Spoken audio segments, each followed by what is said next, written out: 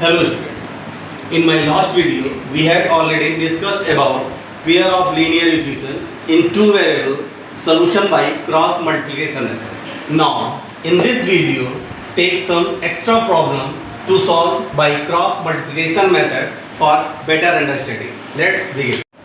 We had already discussed about a pair of linear equation in two variables having unique solution, no solution and infinite many solution. तो किसी भी pair of linear equation in two variables के three conditions होते हैं. Unique solution होता है, no solution होता है या इनफाइनाइट मेनी सोल्यूशन होता है. उसे हम कैसे फाइंड आउट करते हैं ये भी हम डिस्कस कर चुके हैं. तो in this question which of the following pair of linear equation has unique solution, no solution or infinite many solutions. In case there is a unique solution, find it by using cross multiplication method. We have three questions. First, x minus 3y minus 3 equal to 0, 3x minus 9y minus 2 equal to 0, and second question and third question. Firstly, we check how many solution. So how to check? We take first question, x minus 3y minus 3 equal to 0 and 3x minus 9y minus 2 equal to 0. It is your equation number 1 and it is equation number 2. After comparing with pair of general equation, here what is the a1 upon a2? a1 upon a2 is the coefficient of x first equation and coefficient of x from second equation. So here is first 1 upon 3 and what is the b1 upon b2? तो b1 upon b2 क्या है? y का coefficient first equation में क्या है? -3 और second equation में क्या है? -9. तो यहाँ पे क्या हो जाएगा? -3 अपॉन -9 सिंप्लीफाई करेंगे तो हो जाएगा 1/3. और अगर हम लास्ट में चेक करते हैं c1 अपॉन c2, तो c1 upon c2 constant term है -3/2, तो ये हो जाएगा -3 और -2. यहाँ से -3 मिला, यहाँ से -2, दोनों कैंसिल हो जाएगा. माइनस माइनस प्लस मीन्स आ जाएगा हमारा 3/2. Is it clear? तो ये आ गया हमारे पास कि a1 अपॉन a2 1/3 आया, b1 upon b2 1/3, c1 upon c2 3/2. तो शो हमको रिजल्ट क्या मिल गया? a1 upon a2 equal to b1 upon b2 but not equal to c1 upon c2. तो ये किसका कंडीशन है? हमें पता है a1 upon a2 equal to b1 upon b2 not equal to c1 upon c2. It is for the condition of no solution. तो so it has no solution.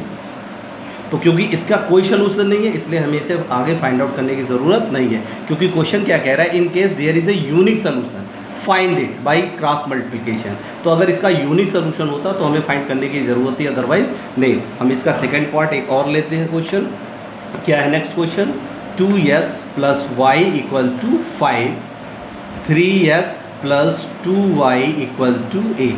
तो ये इक्वेशन नंबर 1 हो गया, ये इक्वेशन नंबर 2 हो गया. तो यहाँ पे कांस्टेंट हमारा है, तो अगर फर्स्ट इक्वेशन में कांस्टेंट LHS पे है तो सेकंड में भी हम RHS पे है, सॉरी फर्स्ट में RHS पे है तो सेकंड में भी हम RHS पे रखेंगे. अगर LHS पे है तो LHS पे रखेंगे. मतलब कांस्टेंट हमेशा हमारा एक ही साइड में होना चाहिए दोनों इक्वेशन में, वरना साइन का डिफरेंस आ जाएगा. तो यहाँ पे अगर हम कंपेयर करेंगे इसको जनरल इक्वेशन से, तो here a1 upon a2 equal to, तो x का कोफिशिएंट क्या हुआ? पहले इक्वेशन में 2, दूसरे इक्वेशन में 3 मिल गया, तो हमारे पास आ गया 2/3.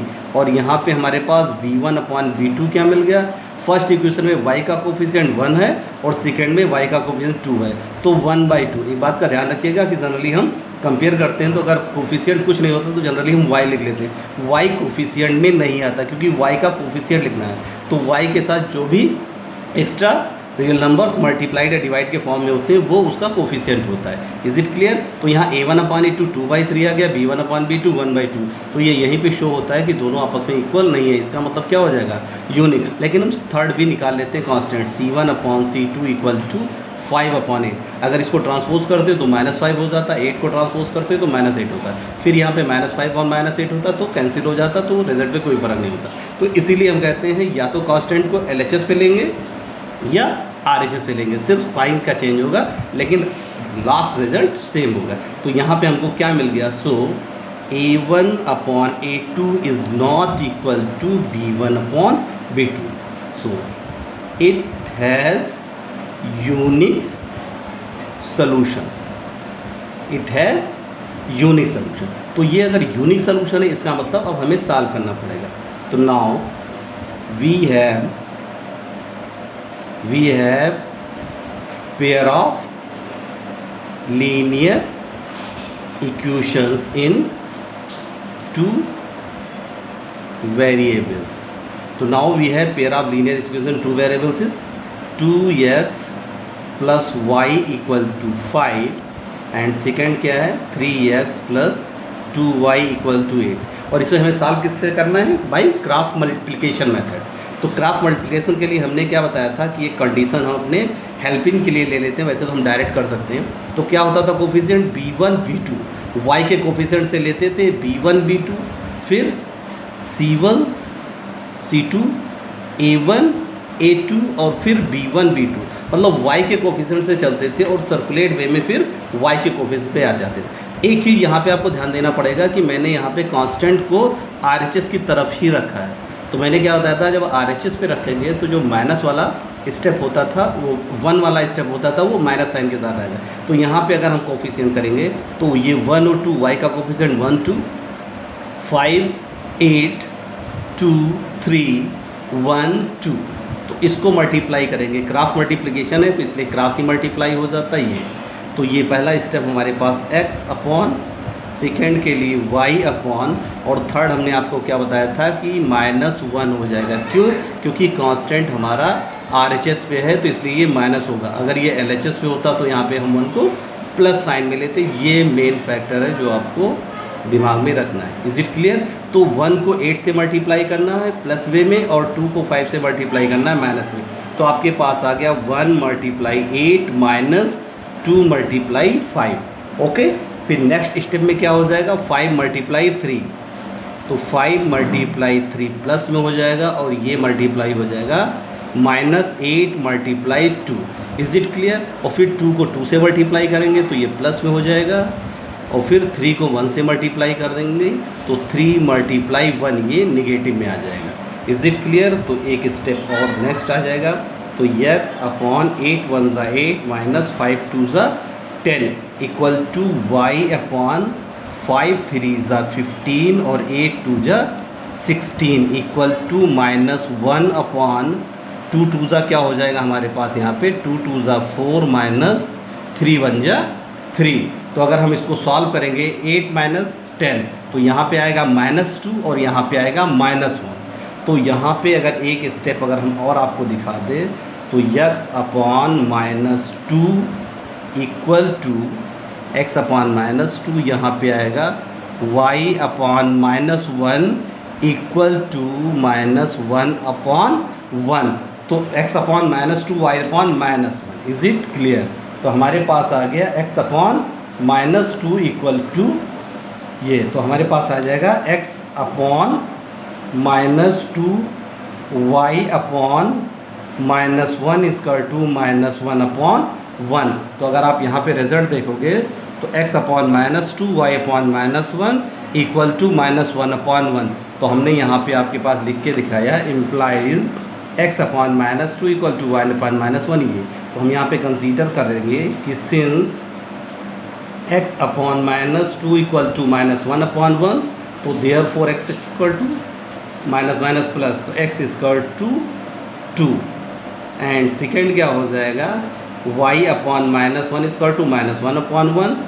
तो y इक्वल टू क्या हो जाएगा y upon -1 equal to -1 upon 1, तो माइनस माइनस हो जाएगा +1। तो y इक्वल टू हमारे पास आ गया +1। तो देयर फोर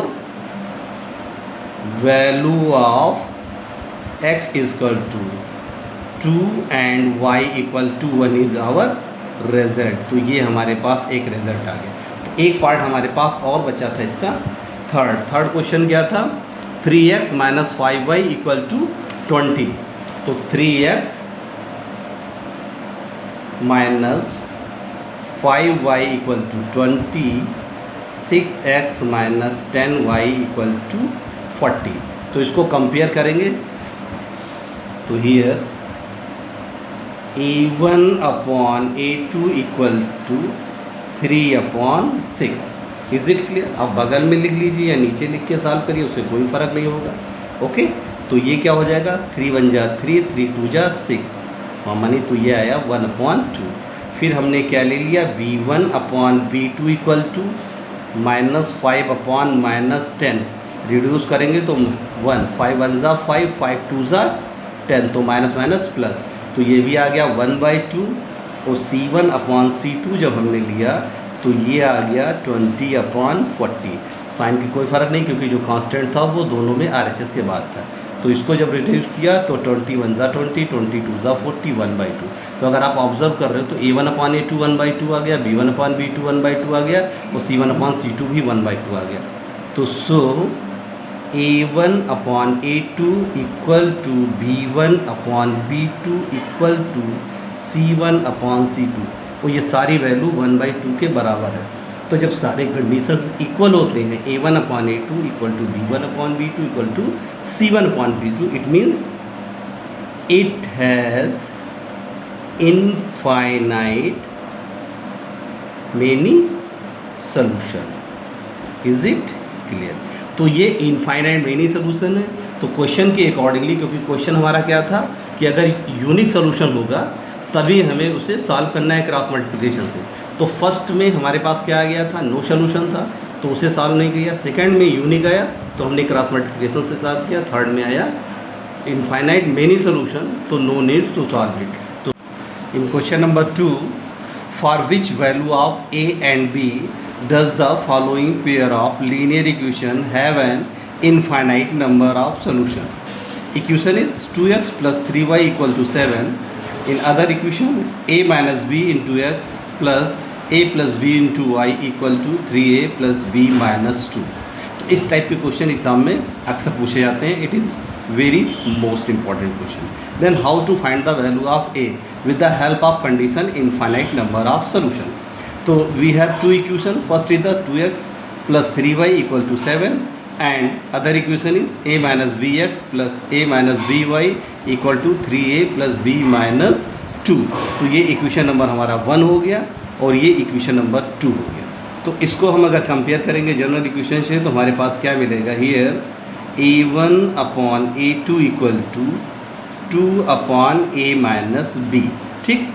और next b1/b2 equal to, coefficient लेंगे तो यहाँ से क्या मिलेगा आपको, 3/a plus b, ओके। और c1/c2, जैसे कि हमें पता है कि फर्स्ट इक्वेशन का भी कांस्टेंट RHS में है और सेकंड इक्वेशन का भी कांस्टेंट RHS में है। तो c1 की वैल्यू कोफिशिएंट 7 हियर, और यहाँ से हमको मिल गया 3a plus b minus 2। तो a1/a2 x का coefficient 2/a minus b, b1/b2 y का कोफिशिएंट 3/a plus b। और क्योंकि कंडीशन क्वेश्चन में दिया हुआ है कि following pair of equation has infinite many solution, तो हम यहाँ पे हम यूज़ करेंगे कि since pair of linear equation have an infinite number of solutions, okay. ये कहीं हमने अलग से नहीं क्वेश्चन से उठाया। पेयर ऑफ लीनियर इक्वेशन है इनफाइनाइट नंबर ऑफ सॉल्यूशन। तो what is the pair of number of solution, क्या होता है, a1/a2 equal to b1/b2 equal to c1/c2। तो ये कंडीशन होल्ड करता है, क्योंकि ये pair of equation infinite number of solution question में, तो ये कंडीशन होल्ड करना चाहिए। तो a1/a2, b1/b2, c1/c2 को ऊपर से रिजल्ट इस्तेमाल कर लेंगे। तो a1/a2 2/a minus b, b1/b2 3/a plus b equal to 7/3a plus b minus 2। यहाँ पे हम लिख देंगे यूजिंग above results। या तो अगर हमने इसको नंबर 3 दे देते तो लिख देते नंबर 3, अगर हमने कुछ नहीं किया तो above results यूज़ किया। हम यहाँ पे 3 टर्म्स इक्वल्स में है, तो किसी 2 पार्ट्स को लेकर के एक बार सॉल्व करेंगे। तो सिंस फर्स्ट और सेकंड टर्म को ले लेते हैं, 2/a minus b, 3/a plus b, इसको सिंप्लीफाई करेंगे तो क्रॉस मल्टीप्लाई लेंगे तो क्या हो जाएगा, 2a plus 2b equal to, इसको इससे मल्टीप्लाई करना है, इसको इससे, और यहाँ पे हो जाएगा 3a माइनस 3b। तो 2a 2b 3a minus 3b। Okay, तो a को इधर एक तरफ ले आएंगे और b को दूसरी तरफ ले लेंगे। ओके, तो अगर हमने a इधर है, 3a प्लस में है, 2a इधर आएगा तो माइनस 2a हो जाएगा, 2b इधर प्लस में और माइनस 3b इधर आएगा तो प्लस 3b हो जाएगा। तो क्या आ गया हमारे पास 5b इक्वल टू 3a में से 2a माइनस करेंगे तो a आ जाएगा। तो हमारे पास एक कंडीशन आ गया 5b इक्वल टू a, एक कंडीशन में मिल गया। इसको हम नंबर 3 ले लेते हैं क्योंकि ऑलरेडी हमने 1 और 2 सपोज कर रखा है। ठीक है, नहीं भी सपोज कर दे तो ये 1 हो जाता। Okay, and from second and third ले लें या first and third. First second already मैं यूज कर चुका हूँ, तो चलो मैं सेकेंड एंड थर्ड ले लेगा। यहाँ पे लिख सकते हैं from first and second term लिख देंगे तो भी ठीक है, नहीं लिखते तो भी चल जाता है। ओके, और फिर यहाँ पे हम ले लेंगे second and third term, 3/a plus b equal to 7/3a plus b minus 2 from second and third term. Okay, तो हमने यहाँ पे सेकेंड और थर्ड टर्म को यूज़ कर लिया। Is it clear? तो क्या गया 3/a प्लस b ले लिया यहाँ से और 7/3a प्लस b माइनस 2 यहाँ पे यूज़ कर दिया। यहाँ पे फिर क्रॉस मल्टीप्लाई करेंगे, ये इससे मल्टीप्लाई ये इससे, तो यहाँ पे हो जाएगा इम्प्लाइज 3 3 ज़ा 9a प्लस 3b माइनस 3 2 जा 6। 7 से a को मल्टीप्लाई करोगे तो 7a प्लस 7b। सिंप्लीफिकेशन है, पता है आप आसानी से कर लोगे।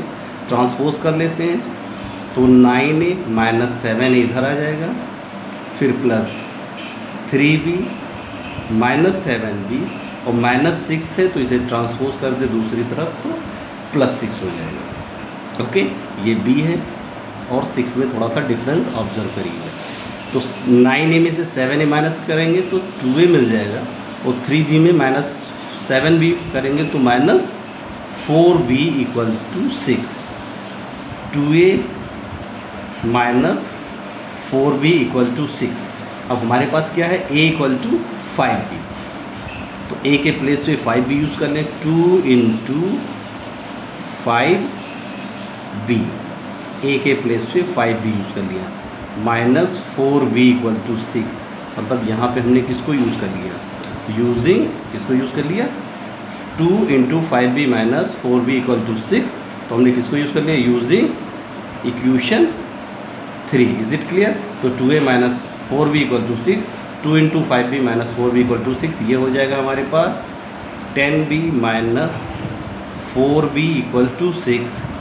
और इसको सिंप्लीफाई करेंगे तो क्या आ जाएगा, 10 में से 4b जाएगा तो 6b इक्वल टू 6, तो b इक्वल टू 1 हो जाएगा, 6 6 कैंसिल हो जाएगा।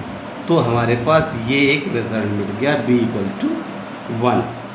ठीक, again put b equal to 1 in equation 3।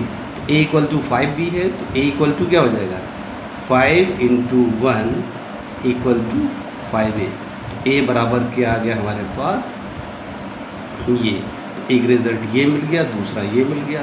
तो हम यहाँ पे लिख सकते हैं क्या, therefore value of a equal to 5 and b equal to 1। Okay, thanks.